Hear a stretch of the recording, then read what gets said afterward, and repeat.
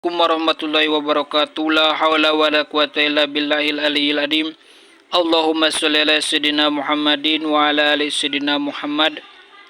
Rabbi shrah sadri wa yassir li amri wahlul 'uqdatam min lisani yafqahu qawli.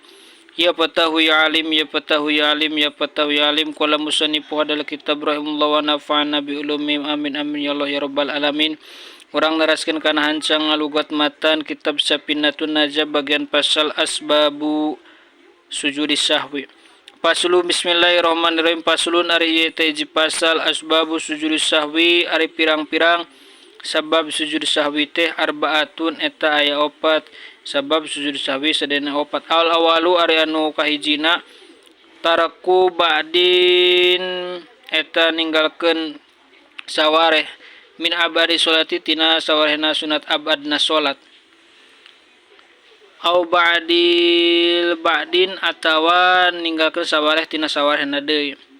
Janten syarat sabab sujud sahwi teh sadayana opat anu kahiji ninggalkeun sawareh tina sunat abadna sholat atawa tina sawareh tina sawarehna deui.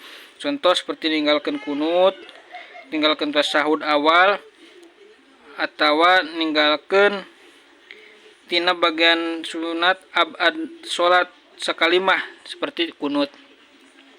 Asani ari nu kaduana piluma eta migawe hiji perkara yabtulu anu matak batal non amduhu ngahajana itu ma wala yabtulu jeung henteu batal non sabuhu pohona itu ma ida paala di mana-mana migawe si jalma hu kana perkara nasian barina anu poho.